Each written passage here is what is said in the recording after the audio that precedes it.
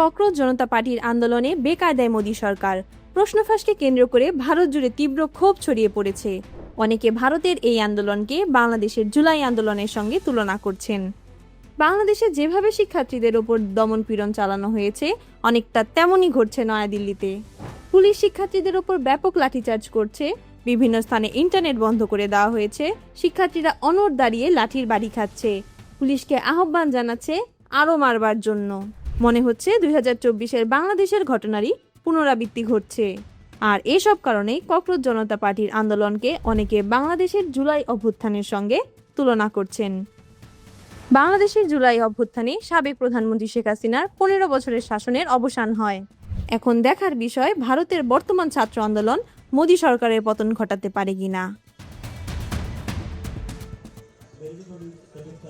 ভারতের রাজনৈতিক উত্তাপ বৃদ্ধির ধারাবাহিকতায় মঙ্গলবার লোকসভার বিরোধী দলীয় নেতা রাহুল গান্ধী এবং কংগ্রেস নেত্রী প্রিয়াঙ্কা গান্ধীর নেতৃত্বে বিরোধীরা প্রধানমন্ত্রী নরেন্দ্র মোদীর বাসভবনের সামনে অবস্থান কর্মসূচি পালন করেন। তারা কেন্দ্রীয় শিক্ষামন্ত্রী ধর্মেন্দ্র প্রধানের পদত্যাগ দাবি করেন। অবস্থান কর্মসূচি স্থল থেকে রাহুল গান্ধী সহ শীর্ষ কংগ্রেস নেতাদের পুলিশ সাময়িকভাবে আটক করলেও পরে ছেড়ে দেয়। সরকারের কাছে রাহুল গান্ধী 5টি সুনির্দিষ্ট দাবি পেশ করেছেন, যার মধ্যে রয়েছে শিক্ষামন্ত্রীর পদত্যাগ, জাতীয় শিক্ষা ব্যবস্থার সামগ্রিক সংস্কার এবং প্রশ্ন ফাঁস ইস্যু নিয়ে সংসদে বিস্তারিত আলোচনা।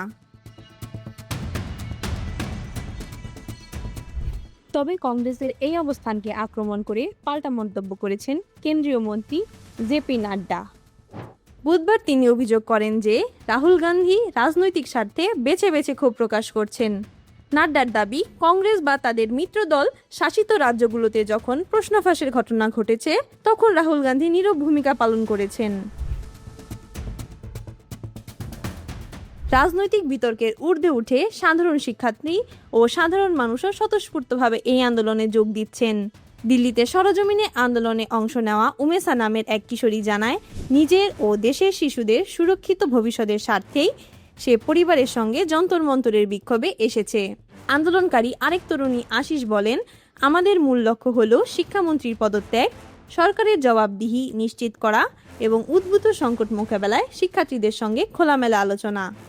অন্যদিকে ফারাজ নামের এক আন্দোলনকারী দাবি করেন, কোনো উস্কানি ছাড়াই পুলিশ আন্দোলনকারীদের ওপর মাত্রাতিরিক্ত বল প্রয়োগ ও অনাকাঙ্ক্ষিত সহিংসতা চালিয়েছে, যা তার দেখা অন্যতম ভয়াবহ ঘটনা।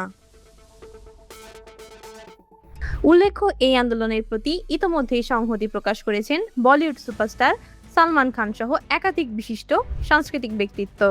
বাংলাদেশের মতো সরকার পতনের মতো ঘটনা ভারতে না ঘটলেও প্রশ্ন ফাঁস ইস্যুকে কেন্দ্র করে তরুণ প্রজন্মের এমন নজিরবিহীন ক্ষোভ দিল্লির কেন্দ্রীয় সরকারকে চরম ব্যাকফুটে ঠেলে দিয়েছে।